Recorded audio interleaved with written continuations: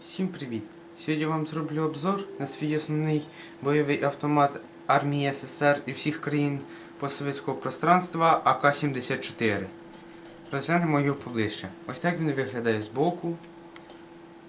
Дуло, цев'йо, магазин, затвор, предохранитель і приклад. З функцій можна виділити: рухається затвор, потім рухається предохранитель,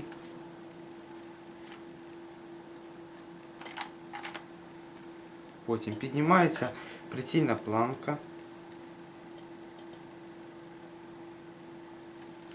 і більше з функцій так немає.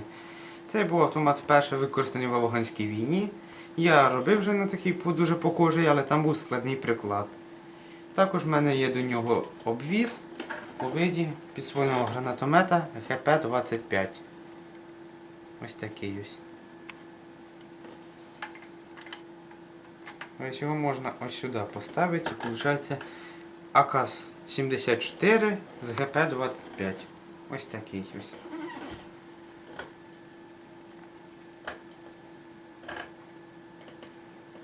І ще з функції забув сказати, виймається магазин.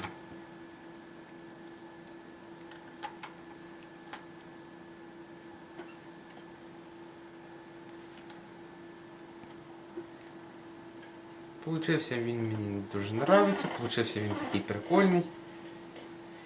Ще я також буду планувати зробити ще такий дуже похожий, але він буде більш кращий. Ось такий в мене ще раз получився, покажу з іншого боку. Потім ось так, повний розмір. Ось приклад.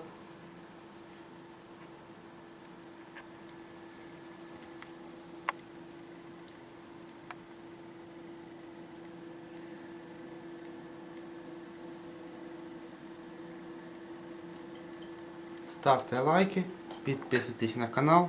Всім пока!